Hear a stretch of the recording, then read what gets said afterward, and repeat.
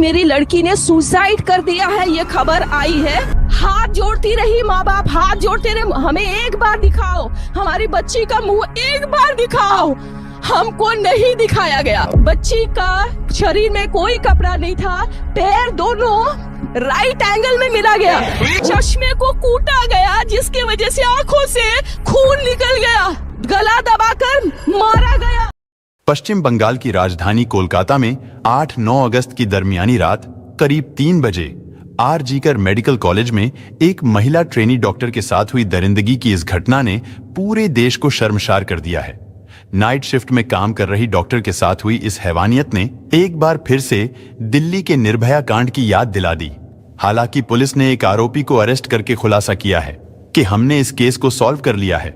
लेकिन आपको क्या लगता है, क्या एक अकेला व्यक्ति उस बच्ची के साथ ऐसी खौफनाक दरिंदगी कर सकता था, या फिर इसमें किसी और व्यक्ति का भी हाथ हो सकता है?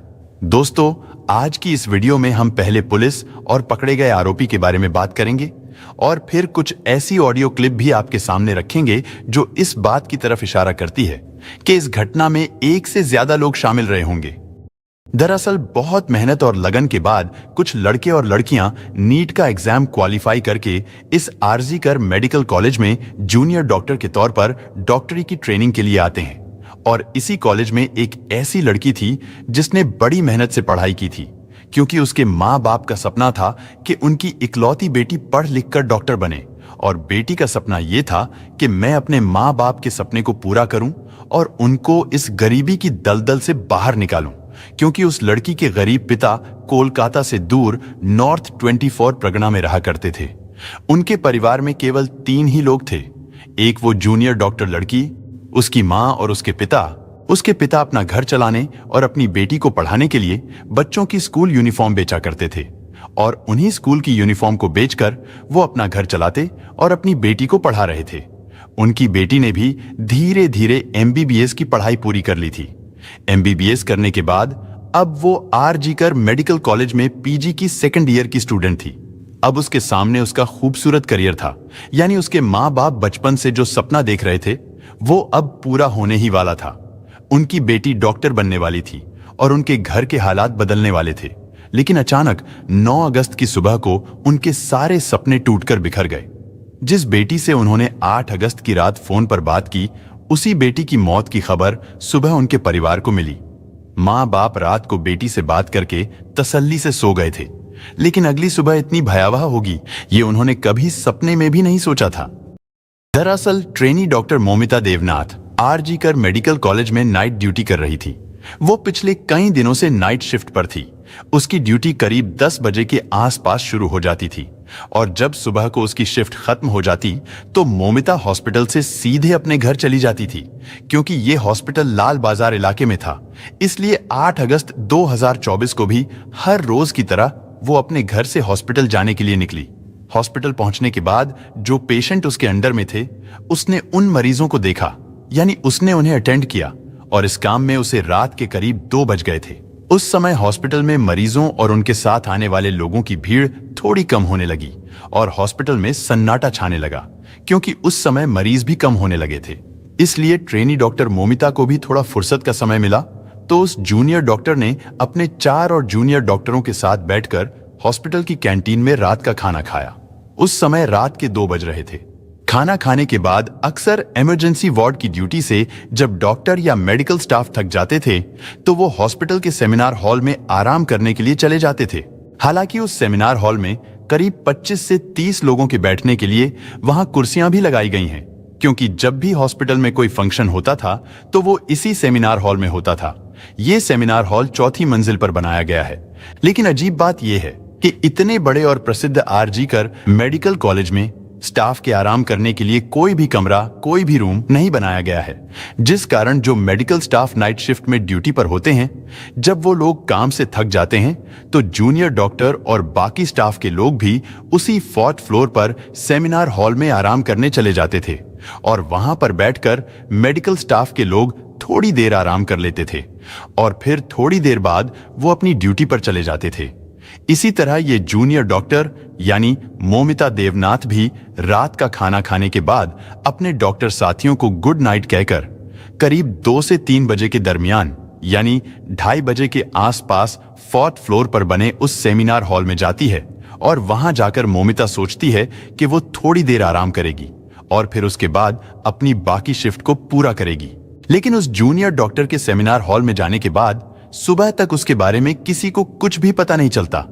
उधर उसके साथ नाइट शिफ्ट में काम करने वाले दोस्तों को भी लगा कि शायद मोमिता अपने घर चली गई है, इसलिए वो लोग भी अपनी अपनी ड्यूटी में बिजी हो जाते हैं। इसके बाद धीरे धीरे रात गुजर गई और फिर अगली सुबह हो गई थी, यानी रात 3 बजे से लेकर सुबह के करीब 8:30 बजे तक भी उस हॉस्पिटल का माहौल बिल्कुल शांत और नॉर्मल था। लेकिन जब 8:30 बजे हॉस्पिटल का एक स्टाफ उसी सेमिनार हॉल का दरवाजा खोलकर अंदर जाता है और जैसे ही वो अंदर जाता है तो उसके मुंह से चीख निकल जाती है, क्योंकि वहां पर उसने देखा कि सामने फर्श पर एक गद्दा पड़ा है और उस गद्दे पर एक लड़की पड़ी हुई है। इसके बाद वो उस लड़की के थोड़ा और करीब जाता है। उसने देखा कि उसके चारों तरफ खून ही खून फैला हुआ है। उसके बाद वो व्यक्ति बदहवास हालत में चीखता हुआ उस सेमिनार हॉल से बाहर की ओर भागता है। उसकी चीखें सुनकर स्टाफ के कुछ लोग भी वहां पर पहुंच जाते हैं और फिर देखते ही देखते कुछ ही देर में हॉस्पिटल के तमाम डॉक्टर, जूनियर डॉक्टर तथा स्टाफ के सभी लोग वहां पर इकट्ठा हो गए और फिर जो कुछ उन्होंने अपनी आंखों से देखा उसे देखकर उनकी भी चीख निकल गई थी, क्योंकि वहां पर लेडी जूनियर डॉक्टर मोमिता देव नाथ लहूलुहान पड़ी थी। उसके जिस्म पर ऊपर के कुछ कपड़े तो थे, लेकिन नीचे के कपड़े बिल्कुल भी नहीं थे, यानी वो अर्धनग्न अवस्था में थी। उसके पूरे शरीर पर यानी चेहरे से लेकर पैरों तक शायद ही कोई ऐसी जगह हो जहां पर जख्म का कोई निशान ना हो। उसकी दोनों आंखों और चेहरे से खून रिस रहा था, पूरी बॉडी से खून रिस रहा था। इसके बाद आनन फानन में उस जूनियर डॉक्टर की लाश को कपड़ों से ढक दिया गया। हालांकि आमतौर पर ऐसे जख्मियों को या फिर ऐसी लाश को हॉस्पिटल ले जाया जाता है, लेकिन डॉक्टर मोमिता देवनाथ तो हॉस्पिटल में ही पड़ी थी और वहां पर मौजूद डॉक्टरों को उसी समय यह पता चल गया था कि अब उसकी सांसें थम चुकी है और वो मर चुकी है। इसके बाद ट्रेनी डॉक्टर मोमिता की लाश को मुर्दा घर ले जाया गया, क्योंकि उस लाश की शिनाख्त पीजी सेकंड ईयर की स्टूडेंट के रूप में हो चुकी थी। इसलिए जूनियर डॉक्टर मोमिता देवनाथ के घर वालों को भी इस घटना की सूचना दे दी गई। सूचना मिलते ही ट्रेनी डॉक्टर के घर कोहराम मच गया और फिर कुछ देर बाद उसके घर वाले भी हॉस्पिटल पहुंच गए। घर वालों के हॉस्पिटल पहुंचने के बाद हॉस्पिटल में मौजूद चेस्ट मेडिसिन डिपार्टमेंट के सहायक सुपरिटेंडेंट ने उनसे कहा कि आपकी बेटी ने खुशी की है, लेकिन ट्रेनी डॉक्टर के माता पिता ने जो बताया है उससे तो इस पूरे मामले में कहीं ना कहीं साजिश की बू आने लगी है। ट्रेनी डॉक्टर के पिता की मां ने तो सुबह के समय जब वो अपनी बेटी को देखने गए थे तो उन्होंने देखा था कि उनकी बेटी के चेहरे से खून टपक रहा था। उसका चश्मा भी बुरी तरह से टूटा हुआ था और जब उन्होंने बेटी की लाश के ऊपर पड़े कपड़े को थोड़ा सा हटाया तो उन्हें उसकी कमर से नीचे कपड़े नहीं दिखे थे। लेकिन उस बेटी के साथ इतना कुछ हो जाने के बाद भी उसी हॉस्पिटल के चेस्ट मेडिसिन डिपार्टमेंट का सहायक सुपरिटेंडेंट कहता है कि जूनियर डॉक्टर मोमिता देवनाथ ने तो खुदकुशी की है, यानी एक लड़की जिसके जिस्म पर कोई कपड़ा नहीं है, उसका शरीर सिर से लेकर पैर तक जख्मी है। भला कोई ऐसे भी अपनी जान देता है? खैर, जब ये तमाम बातें चल ही रही थीं, तो थोड़ी देर के अंदर ही अंदर इस घटना की खबर पूरे हॉस्पिटल के तमाम जूनियर डॉक्टरों तक पहुंच गई और जिन लोगों ने भी उस ट्रेनी डॉक्टर की लाश देखी उन्होंने पहली ही नजर में अंदाजा लगा लिया था कि ये सिर्फ कत्ल ही नहीं है, बल्कि उसके साथ जबरदस्ती हैवानियत भी की गई है। और इसी वजह से सभी जूनियर डॉक्टरों में गम और गुस्से का माहौल पैदा हो गया था, क्योंकि ये दरिंदगी एक सरकारी हॉस्पिटल के अंदर एक जूनियर डॉक्टर के साथ की गई थी। लेकिन स्टूडेंट का गुस्सा अभी भी काबू में था और इसी बीच शुरुआती पोस्टमार्टम रिपोर्ट भी आ गई, क्योंकि वो सभी लोग डॉक्टर थे और वो लड़की भी उन्हीं डॉक्टरों में से एक जूनियर डॉक्टर थी जिसके साथ ये सब कुछ हुआ था। शुरुआती पोस्टमार्टम रिपोर्ट से ही उन सबको पता चल गया था कि उस ट्रेनी डॉक्टर के साथ क्या कुछ हुआ है और किस तरह से दरिंदगी की गई है।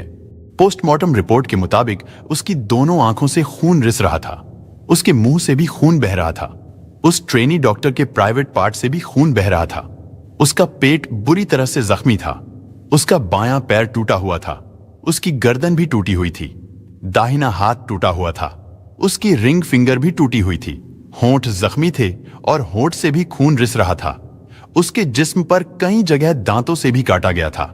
यानी उस मासूम बच्ची के शरीर को बहुत ही बेदर्दी से भंबोड़ा गया था। आगे पोस्टमार्टम रिपोर्ट में था कि शायद इन सब के बाद आखिर में गला घोटकर उसकी हत्या कर दी गई थी। लेकिन इस पोस्टमार्टम रिपोर्ट में भी कई चीजें क्लियर नहीं थीं। जैसा कि यह तो क्लियर किया गया था कि डॉक्टर मोमिता के साथ जबरदस्ती हुई है, लेकिन यह क्लियर नहीं किया गया था कि उसके साथ जबरदस्ती मौत से पहले हुई थी या उसकी मौत के बाद, यानी ये हैवानियत जूनियर डॉक्टर के साथ जिंदा रहते हुए की गई थी या फिर उसकी लाश के साथ की गई थी। खैर, जब यह भयानक पोस्टमार्टम रिपोर्ट डॉक्टरों के सामने आई तो डॉक्टरों का गुस्सा बर्दाश्त से बाहर हो गया और फिर देखते ही देखते पूरे आरजीकर कॉलेज के डॉक्टरों ने हड़ताल कर दी। उन सब ने काम करना बंद कर दिया। उन सभी जूनियर डॉक्टरों का कहना था कि अगर सरकारी हॉस्पिटल में भी वो लोग सुरक्षित नहीं है तो फिर कहां सुरक्षित रहेंगे। इसके बाद धरना प्रदर्शन शुरू हो गया और फिर पुलिस के ऊपर भी दबाव बनाया जाने लगा था। हालांकि शुरुआत में तो कोलकाता पुलिस ने भी इस केस को यूं ही अनदेखा करने की कोशिश की, लेकिन जब पता चला कि लोग बहुत ज्यादा गुस्से में हैं, तो अचानक मामले को हाथ से निकलता देखकर कोलकाता पुलिस को तुरंत एक स्पेशल टीम गठित करनी पड़ी। इसके बाद इस केस की जांच शुरू की गई। ये मामला चीफ मिनिस्टर तक भी गया, साथ ही पॉलिटिक्स भी शुरू हो गई। और जब पुलिस ने अपनी जांच शुरू की तो फिर धीरे धीरे इस दरिंदगी और कत्ल की कहानी सामने आई।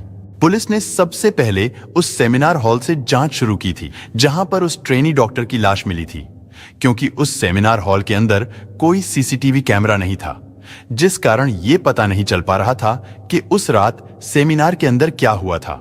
इसके बाद कोलकाता पुलिस ने पता लगाना शुरू किया कि उस रात जूनियर डॉक्टर कब कहां थी, किस इमरजेंसी वार्ड में उसने ड्यूटी की थी। साथ ही नाइट ड्यूटी में जो उस जूनियर डॉक्टर के दोस्त थे, उन सभी चश्मदीदों से भी पूछताछ की गई। पूछताछ में पता चला कि डॉक्टर मोमिता ने आखिरी बार अपने उन्हीं 3-4 दोस्तों के साथ खाना खाया था। इसके बाद उन दोस्तों से भी पूछताछ की गई और इस सारी पूछताछ के बाद पुलिस ने अनुमान लगाया कि करीब 3 बजे के आसपास खाना खाकर वो lady junior doctor seminar hall में आराम करने के लिए गई थी। हॉस्पिटल के ज्यादातर डॉक्टर और स्टाफ के लिए वहां जाकर आराम करना नॉर्मल था, क्योंकि सेमिनार के अंदर कोई कैमरा नहीं था। इसलिए पुलिस ने सेमिनार के आसपास लगे कैमरों पर फोकस किया। इत्तेफाक से पुलिस को 2 ऐसे कैमरे मिल गए जो उस सेमिनार हॉल के एंट्री और एग्जिट गेट को कवर कर रहे थे। इसके बाद पुलिस ने चश्मदीदों के बताए गए समय के अनुसार, यानी रात 3 बजे से लेकर ट्रेनी डॉक्टर की लाश मिलने के समय यानी 8 बजे तक के सभी सीसीटीवी कैमरा को खंगालना शुरू किया तो बहुत सारे लोग उस सेमिनार हॉल की तरफ जाते हुए दिखाई दिए। उनमें कई नर्स भी थी, कई जूनियर डॉक्टर थे, इसके अलावा कुछ और स्टाफ के लोग भी थे। इसलिए पुलिस के सामने चुनौती ये थी कि अब उनमें से किस पर शक किया जाए। काफी सोच विचार के बाद पुलिस ने इसका हल ये निकाला कि उस समय सीसीटीवी में सेमिनार हॉल के सामने से जो लोग नॉर्मल कपड़ों में गुजरते हुए दिखाई दे रहे थे, पुलिस ने उन सभी को अच्छे से चेक करना शुरू किया और साथ ही हॉस्पिटल स्टाफ के जो हेड हैं, उन सबको बुलाकर सीसीटीवी दिखाना शुरू किया और उनसे कहा गया कि आप आइडेंटिफाई कीजिए इन लोगों में से कौन क्या है। हर एक को देखने पर पता चला कि उनमें सारे हॉस्पिटल के स्टाफ ही हैं, सिवाय एक व्यक्ति के। पुलिस ने जब उस व्यक्ति के बारे में पूछा कि ये कौन है, तो पता चला कि वो स्टाफ नहीं है, बल्कि वो तो एक सिविल वॉलंटियर यानी एक सामाजिक कार्यकर्ता के रूप में उस हॉस्पिटल में आता जाता रहता है। उसका काम लोगों की मदद करना, उनको हॉस्पिटल में भर्ती करवाना था। साथ ही वो व्यक्ति कोलकाता पुलिस के लिए भी काम किया करता था। कोलकाता पुलिस को कुछ इन्फॉर्मेशन देना या फिर उनके कुछ छोटे मोटे काम करना। उसके बारे में पूछने पर पता चला कि उसका नाम संजय रॉय है। हॉस्पिटल स्टाफ से पूछा गया कि संजय रॉय उस रात यहाँ हॉस्पिटल में क्या कर रहा था। हॉस्पिटल के स्टाफ ने बताया कि संजय रॉय अक्सर रात को यहाँ आता रहता है। कई मरीज जिनको वो भर्ती कराकर जाता है, उनको देखने के लिए, उनका हाल चाल पूछने के लिए वो अक्सर यहाँ आता है। अभी वो लोग इस बारे में बात कर ही रहे थे कि तभी अचानक एक पुलिस ऑफिसर की नजर संजय रॉय के गले पर पड़ी। दरअसल जब घटना स्थल की जांच की गई थी तो उस समय मौकाए वारदात से जूनियर डॉक्टर की लाश के पास से पुलिस को उसका लैपटॉप और मोबाइल फोन के अलावा उस जगह पर एक नेक बैंक ब्लूटूथ मिला था, जो कि मोबाइल के ब्लूटूथ डिवाइस से कनेक्ट होता है। पहले तो पुलिस को लगा कि शायद ये जूनियर डॉक्टर का ही है, क्योंकि उसका मोबाइल भी वहीं पर पड़ा था। लेकिन जब उसको ब्लूटूथ से कनेक्ट करने की कोशिश की गई तो वो जूनियर डॉक्टर के फोन से कनेक्ट नहीं हुआ। हालांकि उस दौरान भी पुलिस ने बहुत सारे लोगों के फोन से उस नेक बैंक ब्लूटूथ को कनेक्ट करने की कोशिश की थी, लेकिन उस समय वो किसी भी फोन से कनेक्ट नहीं हुआ था। लेकिन अब सीसीटीवी फुटेज में अचानक पुलिस की नजर संजय रॉय पर पड़ गई थी, जो करीब 3:20 के आसपास सेमिनार हॉल की तरफ जाता हुआ दिखाई दे रहा था और उसके चलने से लग रहा था कि वो लड़खड़ा रहा है। शायद वो नशे में था। लेकिन सबसे बड़ी चीज जिस पर पुलिस की नजर पड़ी थी वो ये था कि जब वो वहां से गुजर रहा था तो तब उसके गले में नेक बैंक ब्लूटूथ नजर आ रहा था, लेकिन जब वो सेमिनार हॉल से बाहर निकल रहा था तो तब उसके गले में ब्लूटूथ नहीं था। लेकिन ठीक उसी तरह की एक नेक बैंक ब्लूटूथ पुलिस ने उस महिला डॉक्टर की लाश के पास से बरामद की थी और चेक करने पर पता चला था वो ब्लूटूथ डॉक्टर का नहीं था। और इससे ये तो साफ हो गया था कि जिस व्यक्ति का भी वो ब्लूटूथ है, कातिल भी वही है। इसके बाद सीसीटीवी कैमरा के आधार पर जितने भी लोगों को चिन्हित किया गया था, पुलिस ने उन सब के फोन को उस ब्लूटूथ से कनेक्ट करने की कोशिश की, लेकिन फिर भी कोई सफलता नहीं मिली। और अब जब संजय रॉय का चेहरा सामने आया था तो हॉस्पिटल के स्टाफ ने बताया कि वो अक्सर यहां आता जाता रहता है। इसके बाद कोलकाता पुलिस तुरंत संजय रॉय को अरेस्ट कर लेती है। संजय उस समय भी नशे में था और जब पुलिस उससे पूछताछ कर रही थी, उससे सवाल कुछ पूछा जा रहा था और वो जवाब कुछ और दे रहा था। लेकिन पुलिस को जो ब्लूटूथ घटनास्थल से मिला था, एक पुलिस वाला उस ब्लूटूथ को संजय के मोबाइल से कनेक्ट करने की कोशिश करता है तो वो ब्लूटूथ संजय के मोबाइल फोन से तुरंत कनेक्ट हो जाता है। इसके बाद जब उसका नशा उतरता है तो पुलिस उससे पूछताछ करती है, साथ ही उसके मोबाइल को भी चेक किया जाता है और ये पता लगाया जाता है कि 8 और 9 अगस्त को वो कहां गया था। पुलिस उसके पूरे डाटा को खंगालती है और फिर पुलिस ये खुलासा करती है कि उस जूनियर डॉक्टर का कातिल और रेपिस्ट कोई और नहीं बल्कि यही संजय रॉय है। पुलिस के मुताबिक 8 अगस्त की रात को संजय हॉस्पिटल में पहुंचता है। इसके बाद वो हॉस्पिटल के पीछे एक सुनसान जगह बैठकर देर रात तक शराब पीता है और फिर हॉस्पिटल में इधर उधर घूमता रहता है। पुलिस का मानना था कि संजय सीसीटीवी कैमरे में उस तरफ जाता हुआ दिखाई दे रहा था जिस तरफ सेमिनार हॉल है और फिर करीब 40 मिनट बाद वहां से निकलता हुआ भी दिखाई देता है। और इसका मतलब ये था कि उस रात जो कुछ भी हुआ था वो उन 40 मिनट में हुआ था और वो ब्लूटूथ आरोपी को पकड़ने के लिए पुलिस के पास सबसे बड़ा सबूत था, क्योंकि वो ब्लूटूथ मौकाए वारदात से मिला था। और सबसे बड़ी बात ये कि संजय के गले में सेमिनार की तरफ जाते हुए तो ब्लूटूथ था, लेकिन आते हुए नहीं था। यानी जब उसका ब्लूटूथ गिरा था तो उस समय वो होश में नहीं था। इसके बाद संजय रॉय को अरेस्ट कर लिया गया, लेकिन जब उसके मोबाइल को अच्छे से चेक किया गया तो उसके मोबाइल में पोर्न फिल्मों के अलावा कुछ भी नहीं था, जिससे उसकी मानसिकता का भी पता चलता है कि वो शराब के साथ साथ पोर्न फिल्में देखने का भी आदी है और इतनी शराब पीता है कि वो होश में ही नहीं रहता। इसके बाद जब उसके फैमिली बैकग्राउंड को खंगाला गया तो पता चला कि उसकी एक माँ है, लेकिन वो अपनी माँ का भी ख्याल नहीं रखता है। उसकी एक बहन भी है, लेकिन बहन उसकी बुरी आदतों की वजह से उससे कोई वास्ता नहीं रखती है। संजय रॉय ने 4 शादियां की हैं, जिनमें से 3 पत्नियां उसकी बुरी आदतों और हरकतों की वजह से उसे छोड़कर भाग गई, जबकि चौथी पत्नी की किसी बीमारी के चलते 1 साल पहले मौत हो गई थी। बहुत से लोग और रिश्तेदार तो यही समझते थे कि वो पुलिस में नौकरी करता है, क्योंकि उसने सबको यही बता रखा था कि वो पुलिस डिपार्टमेंट में है, जबकि वो पुलिस के लिए एक तरह से मुखबिर का काम किया करता था। इधर संजय रॉय को अरेस्ट करने के बाद कोलकाता पुलिस ने खुलासा किया कि इस केस को सॉल्व कर लिया गया है, लेकिन अब इस बात की भी जांच कर रहे हैं कि क्या इस पूरे घटनाक्रम में वो अकेला था, क्योंकि आरजीकर कॉलेज के सभी जूनियर डॉक्टरों का कहना था कि डॉक्टर मोमिता वेदनाथ एक होनहार हष्ट-पुष्ट लड़की थी, जबकि संजय राय एक दुबला पतला सा व्यक्ति है। और सबसे बड़ी चीज जो इस बात की तरफ इशारा करती है कि इस दरिंदगी में संजय अकेला नहीं था, बल्कि उसके साथ और भी कई लोग रहे होंगे, क्योंकि उस समय संजय नशे में धुत था, उससे तो ठीक से चला भी नहीं जा रहा था। तो क्या ऐसे में अकेले ही उसने ट्रेनी डॉक्टर पर काबू पा लिया था? और जब यही सवाल पुलिस से पूछा गया कि क्या एक अकेला व्यक्ति उस जूनियर डॉक्टर पर काबू पा सकता था, तो पुलिस ने इसका जवाब देते हुए कहा कि हो सकता है संजय ने सेमिनार में जाकर जूनियर डॉक्टर के साथ जबरदस्ती करने की कोशिश की हो, लेकिन जब उस जूनियर डॉक्टर ने उसका विरोध किया होगा तो फिर संजय ने उसको किसी भारी चीज से मारा होगा जिससे वो बेहोश हो गई। पुलिस का कहना था कि हो सकता है उसी समय उस जूनियर डॉक्टर की सांसें थम चुकी हों, यानी उसकी मौत उसी समय हो चुकी थी और डॉक्टर के मौत के बाद ही संजय ने उसके साथ दरिंदगी की है, क्योंकि सारी चीजों को देखते हुए उसके जीते जी तो उसके साथ जबरदस्ती करना संजय के लिए पॉसिबल नहीं था। या फिर दूसरी थ्योरी ये है कि इसमें एक से ज्यादा लोग शामिल थे। लेकिन अब सवाल ये कि अगर एक से ज्यादा लोग शामिल थे तो फिर वो कौन लोग थे? क्या वो हॉस्पिटल के स्टाफ ही थे या कोई और था, या फिर उस डॉक्टर के अपने दोस्त ही थे, या संजय की तरह के ही कई शराबी लोग थे? लेकिन अभी ये सारी चीजें चल ही रही थीं कि तभी अचानक सोशल मीडिया पर एक ऑडियो क्लिप वायरल होता है जिसमें इस घटना के पीछे किसी बड़े पॉलिटिकल कनेक्शन की बात की गई है। साथ ही इस बातचीत ने कोलकाता पुलिस और उसकी जांच पर भी गंभीर सवाल खड़े कर दिए हैं। हालांकि ये ऑडियो क्लिप बंगाली भाषा में है, लेकिन साथ ही आपको उसका हिंदी ट्रांसलेशन स्क्रीन पर भी लिखा हुआ दिखाई देगा। आप उसको भी पढ़कर समझ सकते हैं। কি ঠিক আছে, ওটা প্রিন্সিপালই চালাচ্ছে এন্ড প্রিন্সিপালের যারা সাকরেত তারাই চালাচ্ছে আমাদেরকে।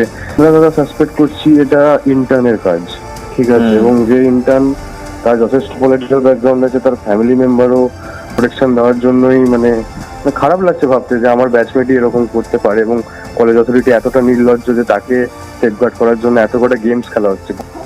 हालांकि 8 और 9 अगस्त की दरमियानी रात को कोलकाता के सरकारी हॉस्पिटल में महिला ट्रेनी डॉक्टर के साथ हुई इस हैवानियत के आरोपी को पुलिस ने चुस्ती फुर्ती दिखाते हुए मात्र 24 घंटों के अंदर अरेस्ट भी कर लिया था।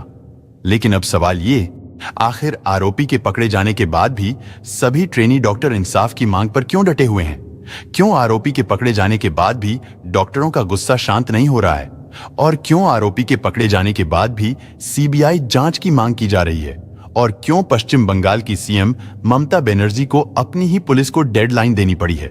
इतना ही नहीं, इसके बाद टीएमसी के नेता कुणाल घोष ने भी अपने सोशल मीडिया प्लेटफॉर्म से एक और ऑडियो क्लिप जारी करके सनसनी मचा दी है। ऑडियो क्लिप को जारी करते हुए कुणाल घोष ने लिखा है कि ये फोन कॉल भी जांच के दायरे में आनी चाहिए, क्योंकि इस ऑडियो क्लिप में 2 लोगों की बातचीत है और इस पूरी कॉन्वर्सेशन में ट्रेनी महिला डॉक्टर की जांच पर बेहद ही गंभीर आरोप और सवाल खड़े किए गए हैं। कुणाल घोष की तरफ से जारी की गई इस ऑडियो क्लिप में दूसरे व्यक्ति ने पूरे मामले में किसी रसूखदार इंटर्न डॉक्टर के होने की बात की है और वो व्यक्ति आरोपी को बचाने के लिए किसी बड़ी साजिश की तरफ भी इशारा कर रहा है। कुणाल घोष ने इस ऑडियो क्लिप को जांच में शामिल करने की मांग की है। সাসপেক্ট করছিস তোর আইজি করে ছেলেরা?